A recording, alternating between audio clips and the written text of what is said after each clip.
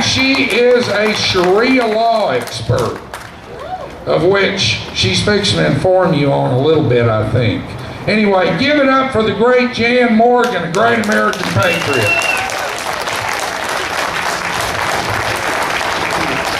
Hello, Alabama. I am a native Texan, in case there's any confusion about exactly where I'm from, but that's my home. And you know, in Texas, well, you've heard the phrase about the foreign general who wanted to invade the United States of America, and someone told him, "Oh no, sir, we don't need to do that because behind every blade of grass, there is a person with a rifle." Well, in Texas, behind every blade of grass, there is an entire battalion of armed citizens. So, you know, in Texas, we are firm believers in gun control. Did you know that? Except that we define gun control just a little bit differently. In Texas, we define gun control as proper sight alignment, proper grip, and hitting your target every time.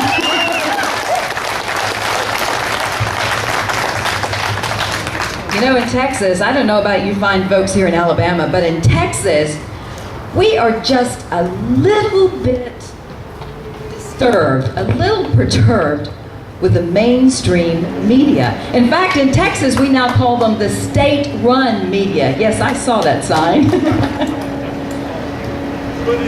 The reason, and I know that the mainstream media is represented here today. I've seen CBS, I'm sure ABC and NBC is here. And you know what? For you fine folks with the media, I know that there are good people, well-intentioned people with all of those networks. But by and large, I have been an anchor and reporter for all three major networks. I left mainstream media because I got sick of the bias. Folks, in America, your state-run media is either intentionally deceiving the American people or they are intentionally omitting the truth from the American people. For example, every time there is a murder or a crime involving a gun, you're going to hear about it on the news, right? Doesn't matter where it occurred, you're going to hear about it on the news.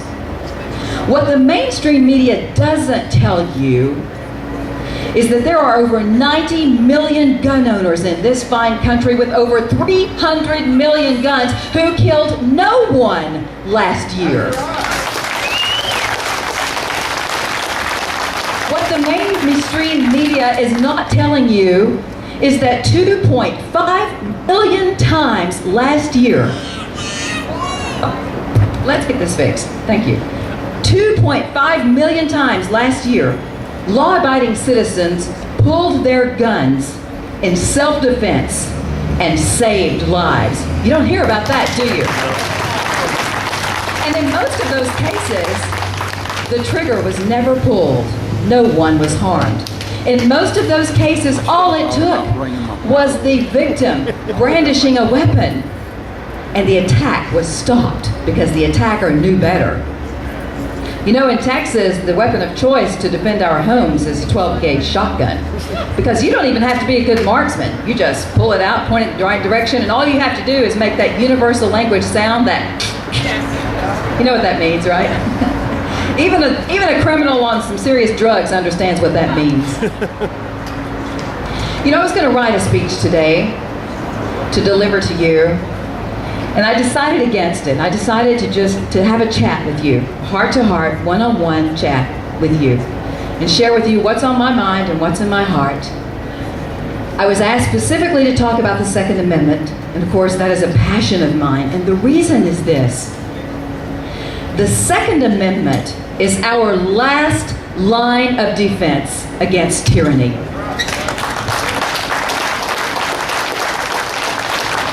You know, our founding fathers knew this. That's why they gave it to us. They knew.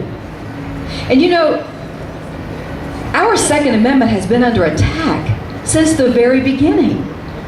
This is not new. It's elevated, but it's not new.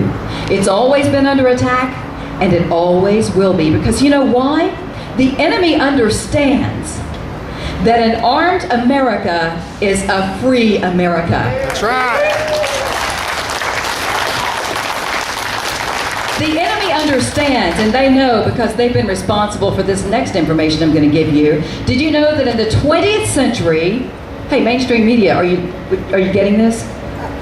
No. In the 20th century, 170 million people have been annihilated by their own governments after being disarmed. That's right. So, Americans who get it understand that that's why the enemy wants to take away your guns and your gun rights, because as long as we are armed, we are free.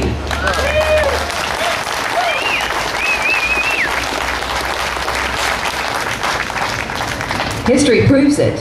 Mainstream media, history proves it. Gun control has never, ever, ever been about guns. It's always been about control. I want to let you know that there are millions of other people just like you out there. There are 350,000 of them on my Facebook pages alone. I've moved over to the Tea Party community as well. I'm still on Facebook, but I've moved over to the Tea Party community as well, and I hope you'll join me there, because you will discover, in case you're getting a little bit discouraged with the direction our country is taking, being with like-minded people is empowering. Folks, I heard so many people, they came to my Facebook pages after the election in November, and they were so discouraged. I'm sure you were there too. I was. I remember watching the returns, and I went into a coma for about 5 or 6 hours. I couldn't speak. I couldn't move. I just sat and stared at the TV, and I thought, oh my gosh, oh my gosh, oh my gosh. Anyone who knows me knows that I'm rarely speechless, but at that moment, when that turning point, when it was clear that there was the point of no return, I was speechless, because I knew now the real battle is on. People came on my Facebook pages, good folks just like you, came on my pages and said, we're done the next day. It's over. America is lost. It's time to shut it down and go underground. We're done. You know what, folks? I gave them a little bit of leeway that first day, but the next day, I came back strong and hard to let them know that that is not the attitude of a patriot. I mean, what have we become? A nation of wusses? Jeez. We lose a battle and we're done? Oh my gosh. Think about our founding fathers, folks. Don't you feel that there was a time that they were just a little bit overwhelmed? They were outmanned, they were starving, they were without shoes, walking in the snow, trying to fight. That's what I call being the underdog. And we're defeated, we're calling it quits, America's done just because we lost a little battle or an election? Really? Come on, people. I want you, if you're still feeling a little defeated, or if you run across people that are feeling that way, I want you to do this. I want you to talk to them about the spirit of the founders of this country. And if you don't have it right now, folks, if you don't feel that, I want you to dig deep down inside to the depths of your soul, and I want you to think about what those guys did for us, the sacrifices they made just so that we could be free. Have you ever put a lot of thought into buying a gift for someone, and you were so excited because you found the perfect gift, and you spent a lot of money, you put everything into it, and you go and you hand them that gift, and you can't wait to see their elation, and you can't wait to watch them cherish this over the years. And then you hand them that gift, and they say, oh, thanks. You toss it aside. Has that ever happened to you? Can you imagine if our founding fathers were alive today and they could see Americans with this gift that they gave us, that they died for, they sacrificed, they starved, and then they handed it to us. It was free to us. And what have we done with it? Folks, I don't believe that we've allowed this to happen intentionally. I believe that there are more good, solid, liberty-loving Americans in this country than there are enemies of America. But folks, you know what? We've been busy. We've been busy taking care of the folks who won't work. We've been out there earning a living, taking care of our families, raising our children. We elected the people that we thought would represent us. We sent them to Washington with the mandate, and what did they do? They misrepresented us. We trusted the people that we put in office to take care of the things that they promised us they would, things that are important to us, like our Constitution and our Bill of Rights. You know what? I think that every single piece of legislation, before it should even be allowed to be voted on, should have to pass constitutional muster to even get on the floor for a vote.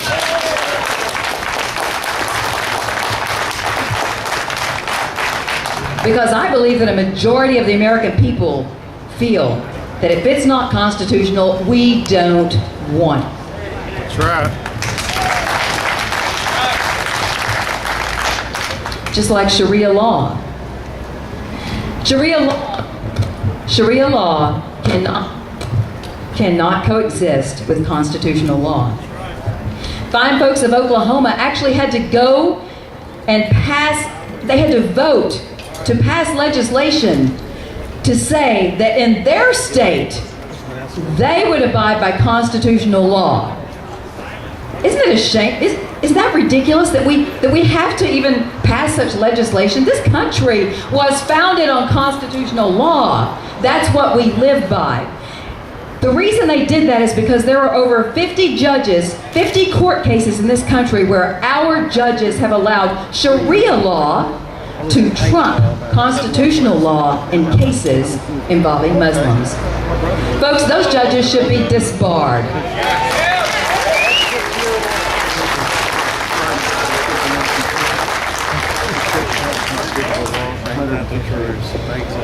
I'm not going to get into the issue of Islam because I know that our time is limited and you folks have been here a long time. Maybe next time, invite me back. I'd love to talk to you about that.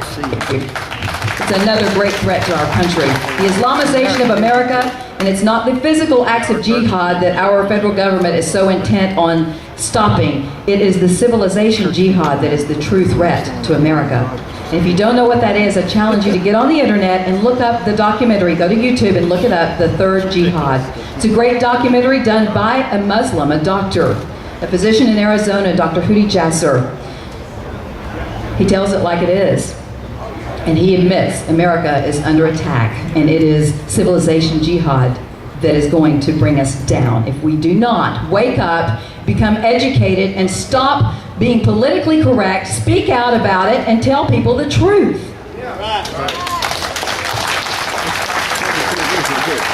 I leave you with this today.